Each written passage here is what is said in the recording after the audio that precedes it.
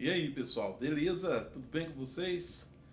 Olha, nós já tivemos o primeiro vídeo falando sobre o que é a voz, e agora nesse vídeo aqui eu vou dar para você dicas de como usar a voz. Vou ensinar sobre isso.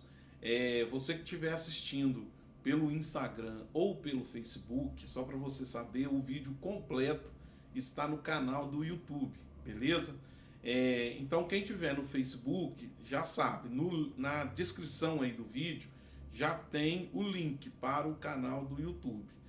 Quem tiver no Instagram, dá um pulinho lá na bio e você vai conseguir encontrar meu canal, né? O link para o canal na bio, só você clicar que você vai ser direcionado para o canal, beleza? Então vamos lá, vamos aprender um pouco aqui sobre como usar a voz. Eu quero te falar de onde vem a voz, onde surge a voz. A voz, ela é o resultado de um aparelho do corpo humano chamado aparelho fonador, né, que é um aparelho que é responsável justamente por emitir o som. Esse aparelho, na verdade, ele pega alguns órgãos de um outro aparelho extremamente importante para o ser humano, que é o aparelho respiratório. Ele pega esses órgãos emprestados para poder também fazer parte aí do seu sistema funcional, né? O aparelho fonador, ele é formado, né, principalmente pelas cordas vocais, né, que todo mundo conhece aí essa expressão, né? Quando a gente vai falar de uma forma mais técnica, né, ou mais é, médica, né, talvez seja essa palavra que eu estou tentando achar aqui, não estou conseguindo, mas a palavra, né, seria pregas vocais, né? A gente conhece geralmente como cordas vocais, mas o termo técnico usado são as pregas vocais. Porque quando a gente fala cordas vocais, dá aquela lembrança assim de violão, né? Dá aquela impressão assim, não, é tipo uma corda de violão, mas não é tipo uma corda de violão. É como se fosse, né, nessa região aqui do corpo, né? É como se fosse uma janelinha de pano, né? Uma janelinha de pano. Sabe aquelas portas de salão, né? Dos filmes de faroeste, né? Aquelas portas que abrem em duas partes assim, né? Tem duas portas, né? Uma de cada lado, elas abrem, né? Pode abrir para dentro ou para fora, né? Elas abrem independente. É mais ou menos isso que são as cordas vocais ou as pregas vocais. Elas vibram, né, quando o ar passa por elas, né? Então, por isso que eu falei que o aparelho fonador pega alguns órgãos do sistema respiratório emprestado, porque é o seguinte, quando o ar vem do pulmão, né, ele volta do pulmão e ele então passa pelas cordas vocais, ele faz as cordas vocais vibrarem, né? E o fato delas vibrarem gera a possibilidade da gente emitir o som. Aí a gente tem o diafragma, que é um controlador da quantidade de ar que vai sair, que vai circular no organismo, entrar e sair, né? O diafragma, que também faz parte do aparelho fonador. A gente tem a cavidade torácica, que ela vai gerar um eco, né? uma reverberação interna do som que as cordas vocais tá trazendo, né? Está gerando. Né? Então a gente tem aqui o esôfago tal, o ar passa, gera essa vibração. A gente tem também a cavidade aqui da garganta, né? A cavidade do pescoço que a gente tem. A gente tem a cavidade bucal, a cavidade nasal, né? E toda a cavidade craniana, que também faz parte. E a gente tem um outro órgão super importante também no aparelho fonador, que também faz parte do sistema digestivo, que é a língua, né? Que ela articula o som que é emitido pelas cordas vocais. Então a gente vê que é um universo assim muito complexo, né?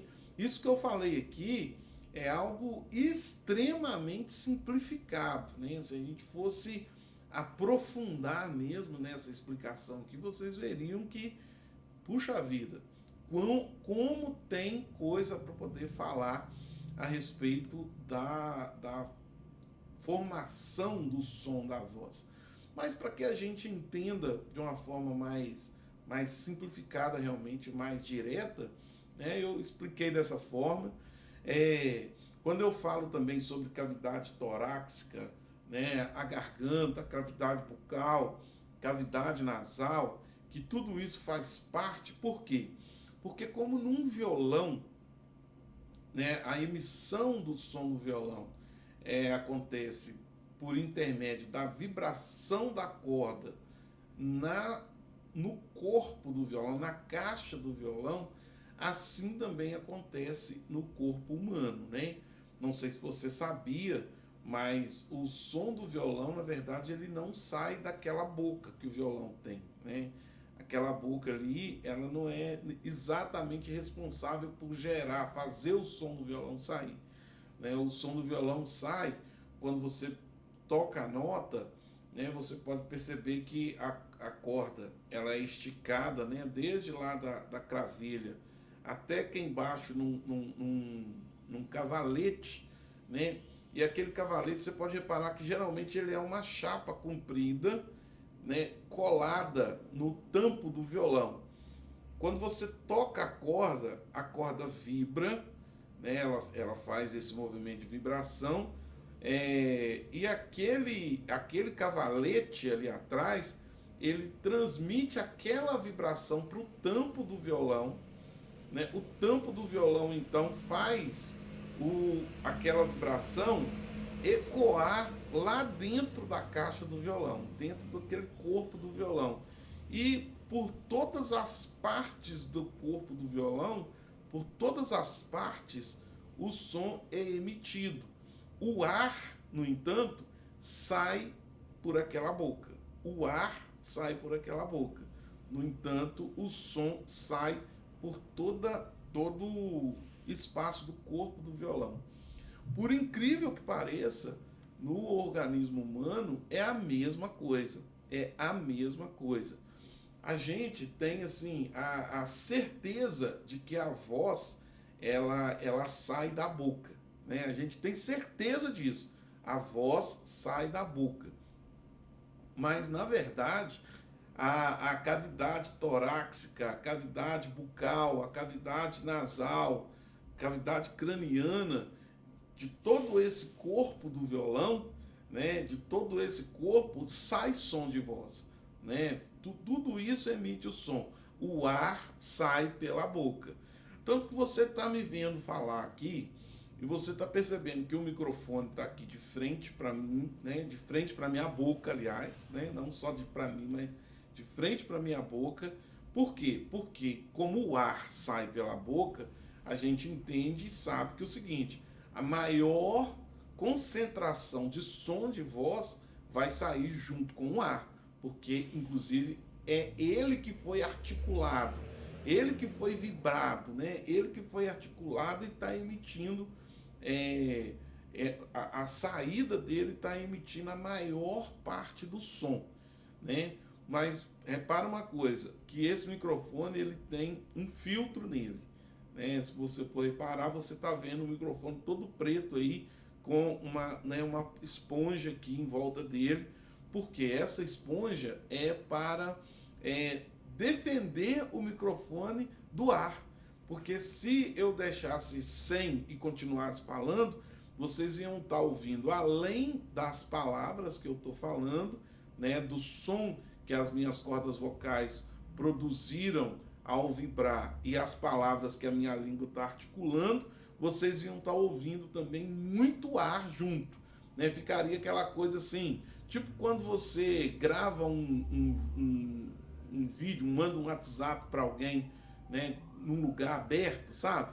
Né? Você manda um WhatsApp para a pessoa, você está na praia, né? Ou você está num lugar que está ventando, não fica assim, você grava o vídeo ou grava o áudio, mas a pessoa recebe aquele áudio confuso, né, é a mesma coisa, né? Existe muito som realmente saindo aqui junto da boca, na boca, mas não é a concentração total. Tanto que você pode reparar o seguinte, que as pessoas que têm um corpo mais largo, né, um corpo maior, tendem a ter um timbre de voz muito específico, até mesmo falando da questão de volume, de presença sonora, né? As pessoas, né, vou usar a expressão, nossa, aquele gordão canta demais, né? Às vezes a gente tem essa expressão. Outra hora a gente fala assim, os negros têm o privilégio, né, de ter voz sobressaída, né? Não, aquele negão canta demais, não, aquela negona daquele coral já viu, né? Não é assim que a gente fala. Poxa vida, pessoa, mas aí a gente tem que vir para a parte anatômica, né? De pensar. Geralmente, nós, os negros, né, temos uma caixa torácica maior, né? Mais ampla, né? Mais larga, né? Outra coisa que é muito comum, né, na população negra é ter a cavidade nasal bem mais larga, bem maior do que a maioria das outras etnias. Tem também a cavidade bucal bem mais ampla, né, por ter os lábios mais protuberantes. Então, assim, quer dizer, tudo isso anatomicamente faz com que acusticamente faz com que o som ganhe características específicas. Eu quero dizer com isso que pessoas de uma etnia onde não tem essas características não tem voz boa ou não vai poder cantar, é isso que eu estou querendo dizer? De forma alguma. Eu estou dizendo sobre características específicas de uma etnia. Né? No entanto, a gente tem outras características em outras etnias que, inclusive, qualificam também as vozes como algo muito específico. Né? Qualificam as vozes como algo muito específico. A gente repara, por exemplo, quando a gente ouve os texanos, né? Os americanos texanos, a gente ouve um som de voz, assim, uma voz muito clara, muito limpa, mas também com um timbre bem anasalado, né? Isso é uma característica étnica também. Por quê? Porque o corpo faz a diferença. Se você não sabia disso, né, você, por exemplo, tendo a oportunidade, vá a uma loja de instrumentos e peça para tocar num violão comum, depois peça para tocar num violão folk, depois peça para tocar num violão jumbo e depois peça para tocar num violão flat, né?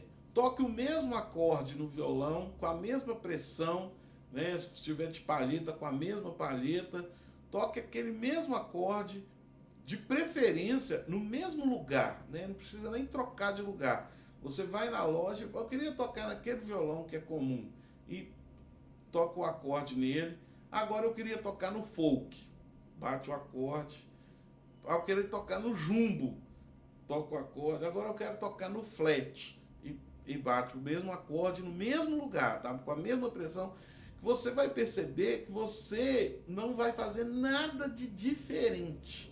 Se você pegar o mesmo violão da mesma marca, mas com essas características de corpo diferente, quer dizer, o violão comum ele tem um tamanho de corpo, ele vai dar um tipo de som. O folk ele vai ter um outro tamanho de corpo, ele vai dar outro som. O jumbo, que é o maior violão, o maior formato de corpo de violão, você vai perceber que ele vai ter uma característica de som completamente diferente dos outros dois. E quando você pede para tocar num violão flat, por exemplo, que é um violão que o corpo dele é dessa finura assim, por exemplo, né? Ele é bem estreitinho mesmo, um violão, vamos chamar assim, bem magrinho, né? Você vai tocar no seu, você vai ver também que ele vai ter um timbre explicitamente diferente dos outros violões. Assim acontece com toda a fonte sonora, né? A mesma coisa aconteceria com uma bateria, por exemplo. Se você for lá na seção de baterias dessa loja de instrumentos que você foi lá tocar o violão, se você for lá e pedir para tocar no bumbo, né, de uma bateria que tem o bumbo de 18 polegadas e tocar num bumbo de 22 polegadas, você vai reparar a diferença do timbre, né, da execução, do som, né, quanto o som vai vir diferente para o seu ouvido. Então,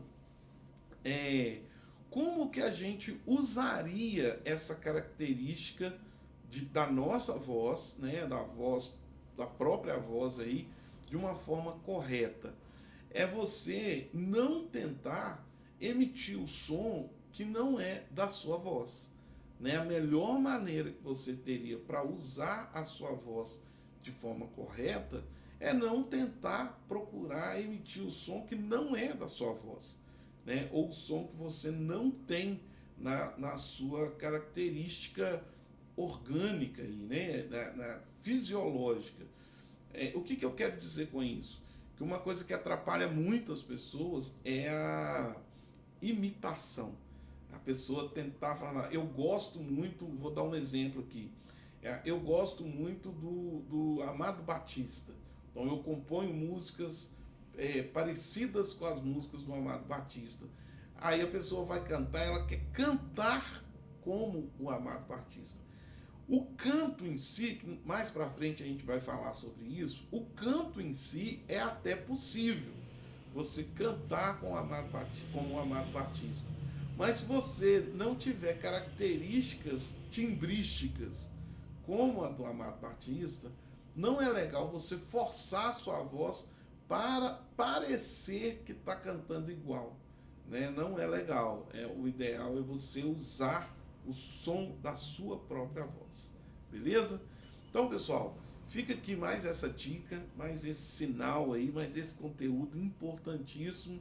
E eu vou voltar no próximo vídeo, deixa eu ver ali na lista qual que é a próxima mensagem ali que a gente vai ver. Inclusive o termo que eu usei aqui tem a ver com o tema, né? Mensagens pelo som da voz. Quais as mensagens que a gente pode passar com o som da voz, mesmo antes de falar sobre palavra, tá joia? Então o próximo vídeo vai ser sobre esse tema e esse assunto aí. Espero você no nosso próximo conteúdo sobre voz, técnica vocal e canto, beleza? Forte abraço!